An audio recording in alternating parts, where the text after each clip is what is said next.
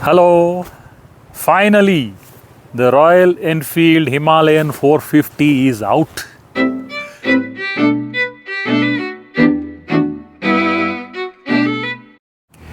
We come to this beautiful place, relaxed, sitting down. I have a few points listed here to speak about this motorcycle. The first thing that stands out is the most important item on this motorcycle is the engine.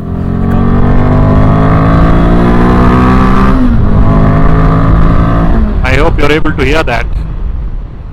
A complete departure from what Royal Enfield has been making. It's liquid cooled, it's a 450, double overhead camshaft, compact in size. It's small. This is almost like the KTM-esque size. Very compact, short, stubby. You can just take a look at the crankcase. The Himalayan crankcase used to be this big. The whole thing is small. A lot of technology has gone into it. It's got a slip and assist clutch, a 6-speed gearbox, and the exhaust. You see there is a stubby big primary muffler located underneath. That's a heavy item and it is placed low, helping CG. And it's got a beautiful little short muffler sticking up there, well within. It's not something that sticks out, hangs out, that can take a beating, get hit or get bent in case of a fall. Well recessed, well protected, and it is not as heavy as the primary muffler, and it is still kept low. Keeping CG low seems to have been one of the main focus when they were designing this motorcycle. 80% of the peak torque is produced from 3000 RPM onwards. Can you imagine that? I experienced it from 3000 RPM in any gear. Roll the throttle open. There is half a second of a pause, or I would say a quarter of a second. That is probably because of the ride-by-wire. This is something I'm not used to, so that pause is there. Perhaps if I get used to it, I can anticipate that pause a little better and use the throttle accordingly. However, ride-by-wire, first for Royal Enfield. I'm told it holds 2.5 liters of 10W40 oil, 10,000 kilometer interval change, valve adjustments. It's got 4 valves, 2 exhausts and 2 inlets. So valve adjustments are once in 10,000 kilometers. About 40 bhp and 38 Newton meter torque. At this altitude, it is delivering, I am told, about 30% less than what it can do at sea level. 30% less, and it was mighty fast at this altitude. So I can only imagine how good it's going to be at sea level. Vibration and buzz. There is some buzz that comes in between 4,500 to 6,500 RPM. And that buzz, I'm still yet to nail it down in terms of how it transitions. When I say transitions, there is a buzz that starts in the pegs. Then I feel as I keep revving, it transfers to the handlebar, then to the tank. Then the buzz goes away completely after 6,500 RPM. It's a buzz, not a vibration. And that means traveling at above 100 for long stretches on the highway, there is no vibration. There is no vibration at all, because that is where we spend a lot of time at that throttle where the buzz and the vibes can get a bit intrusive and can irritate. This has got that buzz between 4.5 and 6.5. Those are the RPMs which we tend to ride in, ride out, ride in, ride out. So it never really got intrusive or bothersome. And above 6.5, no buzz, nothing. And this is unlike a Royal Enfield. This has broken the tradition and has addressed that one aspect I have always complained about: performance. Royal Enfield was lacking performance. Everything else, yes, there are motorcycles with better suspension. Yes, there are motorcycles with better ergonomics. However, Royal Enfield was at a pretty good level in all that, broadly applicable and acceptable, but there was no performance. Even the 650 twins, for their weight, the capacity and size, is underpowered. It does not deliver the kind of power that that size of engine can or should. This has broken the mold completely. Coming to the chassis, it's an all-new chassis, very compact. There is no subframe under the engine. The engine is a stressed member, so they have saved the weight and road clearance. There is no frame running underneath. It is directly a sump guard. If you notice the rear shock absorber, it is sitting at such a sharp angle. This has been made to give room for road clearance and room for a low seat height. This makes it necessary to place the angle this way, the shock absorber, unlike the Himalayan where it was vertical and in fact it was projecting below the swing arm, reducing road clearance. And another thing about moving the shock this way is the air box is no longer under the seat. It is under the tank right on front, just behind the headstock. More air intake, that's the advantage. And the fuel, most of the fuel sits a little lower, again helping lower the CG, which means better handling. The air box is right there on top and it makes a beautiful growl under acceleration. Once in 10,000 kilometers, take the tank, replace the air filter. It's not a concern. It's very easy to think, oh, it's a pain to remove and this thing. There is no pain because sitting where it sits now, there is less dust that goes in because it sits higher up, unlike the earlier one sitting low down near the wheel where a lot of dust can get sucked in. That doesn't happen with this. So 10,000, pretty okay at that service. The service center can remove the tank, put in a new filter. So the swing arm, if you notice, on the left, the arm is straight. On the right, it's like a banana. It's not a symmetric swing arm. The banana is to accommodate the exhaust pipe. So much thought has gone into the design. Really solid looking swing arm. 2118 tube type. I made a video about this tubeless a few weeks ago about why there may not be a tubeless because of the BIS and the cost involved and the time. That turned out to be true. I put up a reel on Insta about this and that is the situation. BIS certification for tubeless rims is underway. It should happen soon and tubeless should be available as an accessory. So right now all motorcycles are coming with a tube type setup. It is not a letdown. Yes, we want tubeless. Once the accessory is out, swap it out. Coming to the lights, all LED setup. The front looks similar to what's on the Super Meteor. Indicators are LED. There is no tail lamp. Okay, the indicators are the tail lamp. The red and the amber are the indicators. I asked for the reason and they mentioned the room needed for the wheel, the rear wheel to articulate, the travel. If they had stuck in a tail lamp there between the rack and the mudguard, it would be a tight fit and it was not necessary. So they swapped it out with the unique first time on any Indian motorcycle to have indicator and the brake light, tail light unit combined in one. It looks damn good. The instrument cluster, that is a piece of art. 4-inch round dial. It can be set as an analog system or a digital system, however you want it. What I like about it is the angle. It sits like this. With this angle, the advantage is the sun is not going to reflect into the rider's eye. Most of the gauges are this way. And some point during the day, around midday, between 11 and say 3 p.m., 11 a.m. to 3 p.m., sunlight is bound to reflect. Pretty painful when that happens. This sitting this way, and even only when the sun is right behind it can reflect. However, when it is behind, the rider is blocking the sun, so it does not reflect. So it's a beautiful angle, well thought out.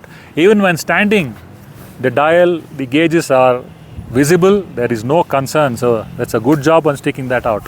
And I don't care for these TFT screens which with so much of data and color and graphics. How long am I going to be watching that screen? All I need is minimal data. I need speed, fuel, warning light, odometer. What else? I don't need anything else. I'm done with that. I'm good with that.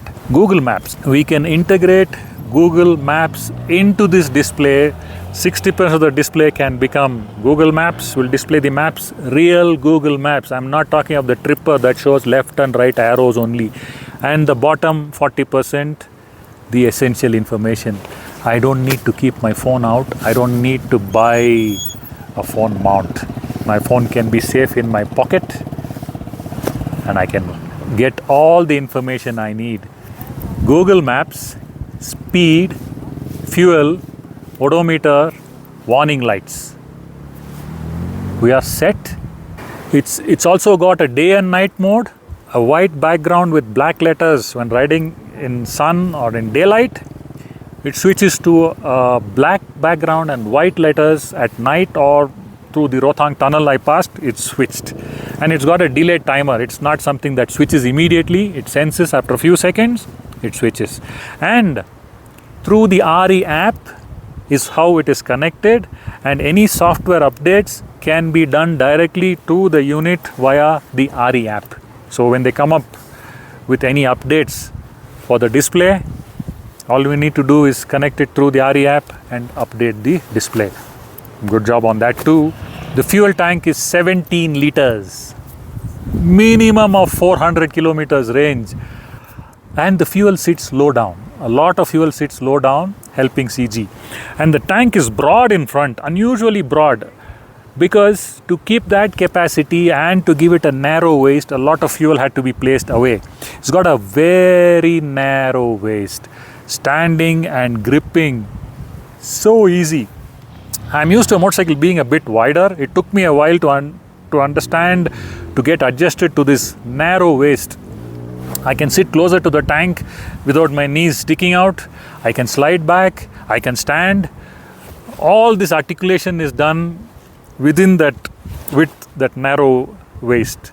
The front rider seat narrows down into the tank, and the tank continues with the same width and then widens out. So there is a pretty long piece of the motorcycle that is narrow, enabling the rider to grip, stand and ride easily and comfortably.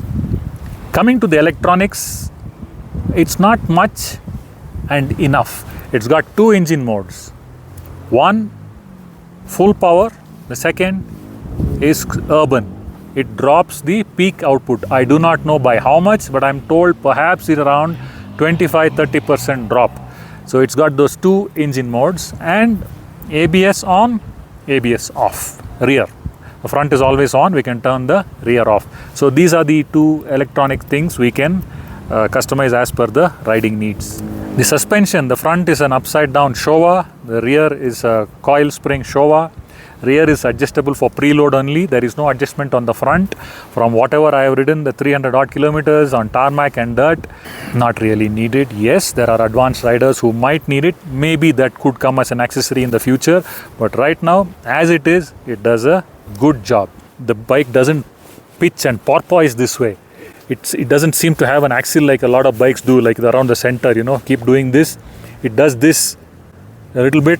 Suspension works excellently well.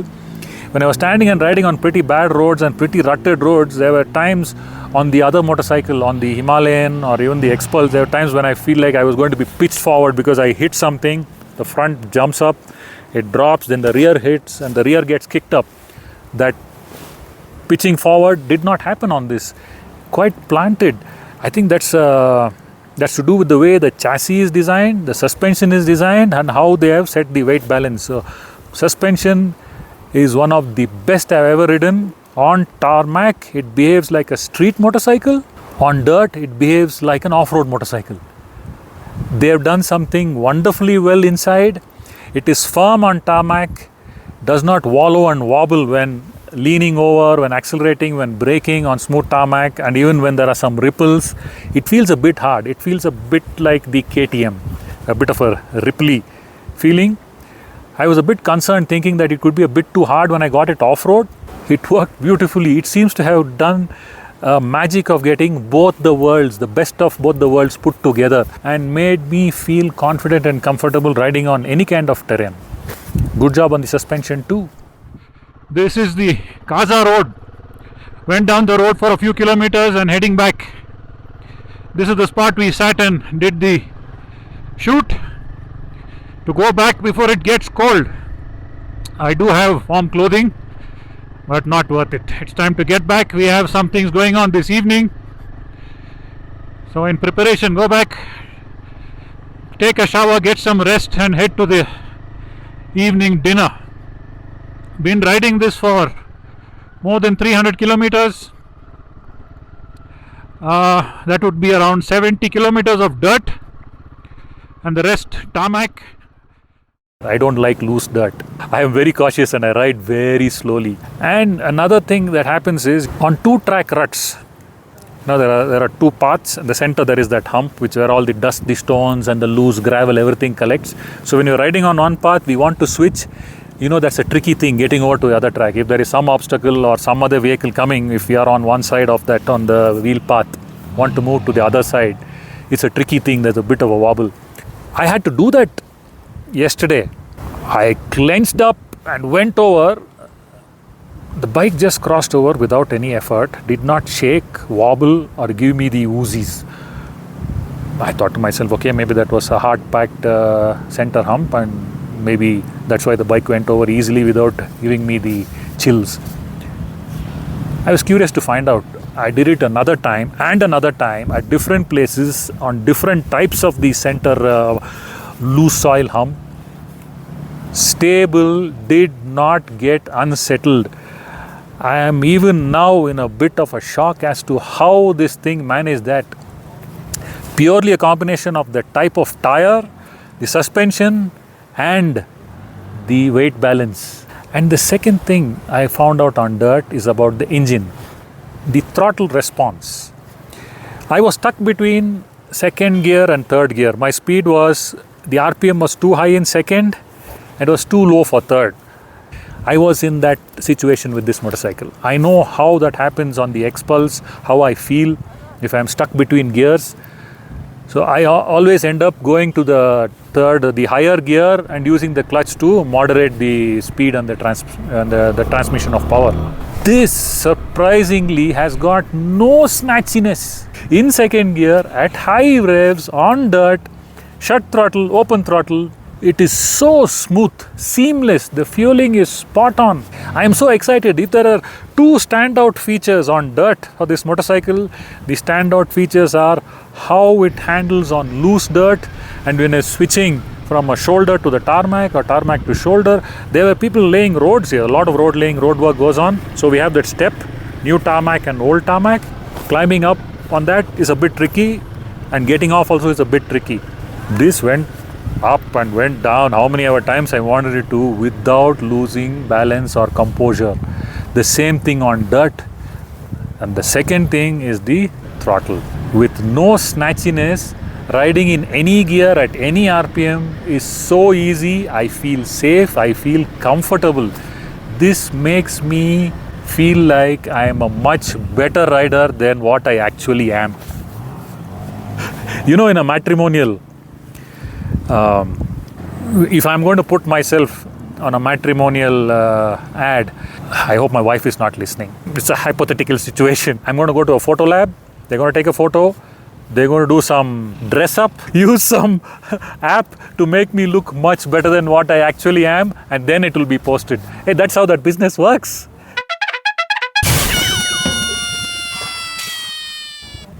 Okay, so when you go in real life, they come and see me in real life and see what they see on the matrimonial website.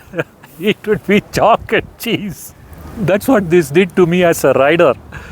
I am at this level as a rider. This elevated my level. I felt confident, I felt comfortable, I felt safe. And when I feel comfortable and safe, I enjoy the ride more. I am not focused on making sure the bike is going the way I want it to, where it should go. I'm able to relax a little more and take in more of the surroundings without losing sight of where I am, what's going on. Otherwise, it is blinkers on the track, being very precise, very selective about the path I'm taking. This made me look at things with a different perspective. The hashtag that Royal Enfield uses for this, built by the Himalayas, I subscribe to that 100%, built by the Himalayas. Another aspect of riding is standing and riding. I am not somebody who's so comfortable standing and riding for whatever reason. It can be fitness, it can be technique, it can be skill, all moderate levels. On tarmac, it is easy to stand and ride, anybody can. Off-road, whenever I have done it, those short spells, yes, I have felt good. I have balanced on the Himalayan and also on the X-Pulse, handle, terrain. However, when it gets really tricky, I sit down. I'm just don't have that confidence that I can stand and ride. And the maximum I have stood and ride is maybe about 1 kilometer at the most. And I get a bit tired.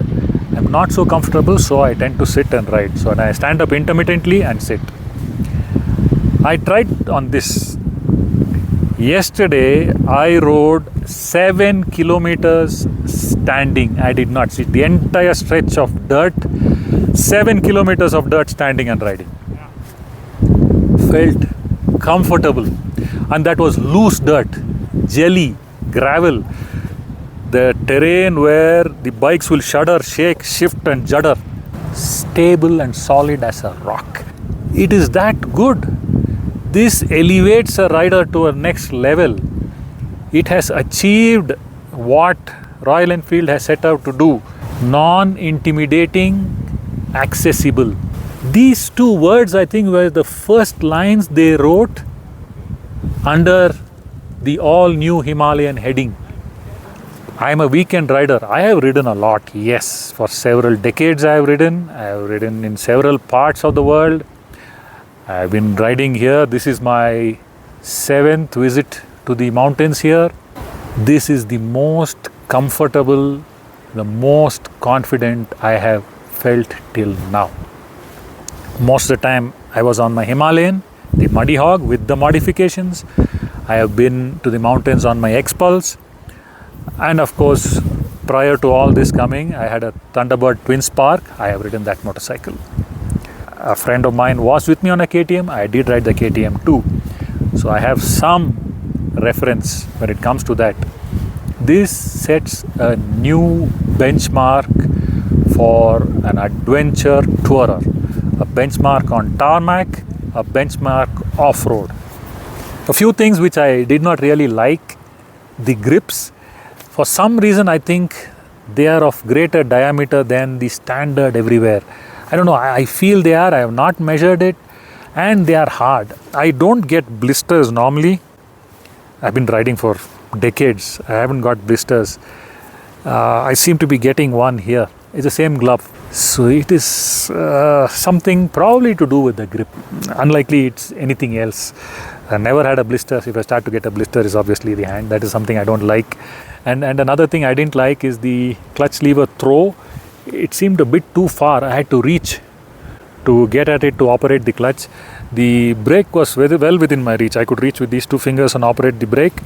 But the clutch lever was a bit far. Even visually, I can see the lever is angled further out.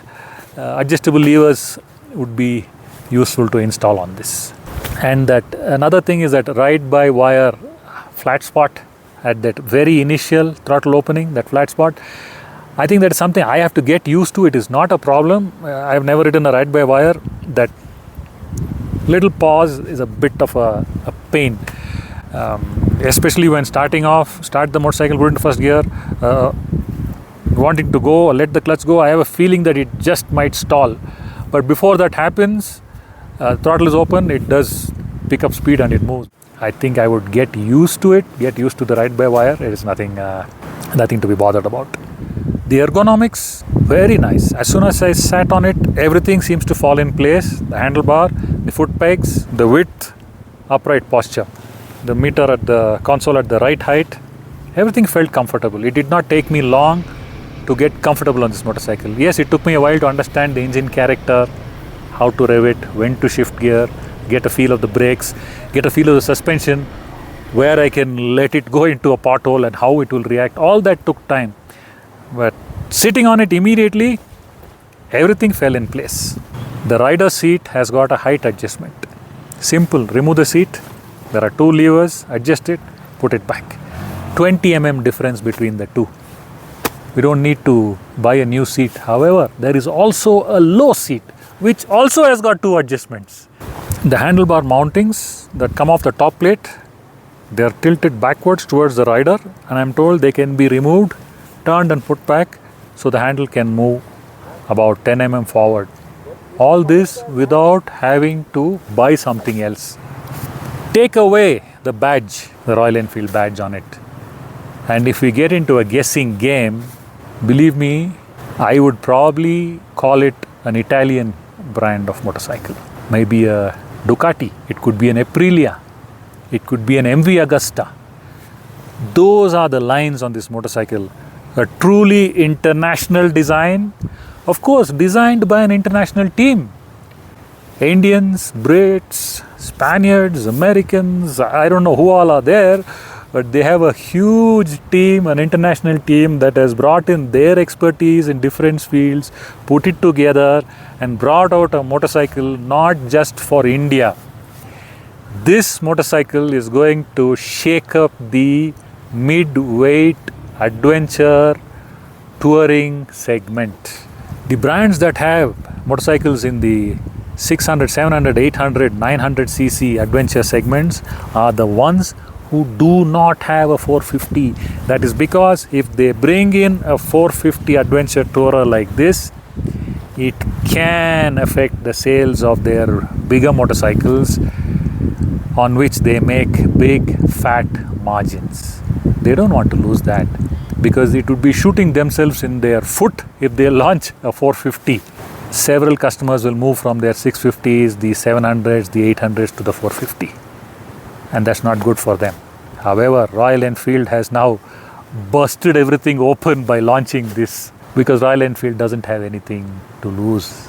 They have everything to gain. Great job by them. I hope it delivers, performs, and is as durable, as good as it has looked and performed in the last couple of days. They have a winner on their hands. And I am getting one. So until next time, take care. Stay tuned for more information on this motorcycle. Thank you for watching.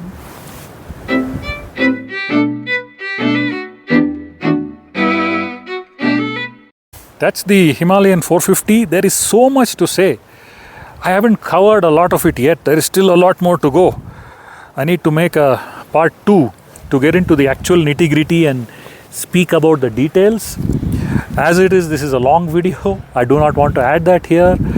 I would do it much later, perhaps after the launch, when I have access to a motorcycle again, a test ride motorcycle probably, which I can take and sit peacefully and go over each aspect of the motorcycle with my Tango buddy CK.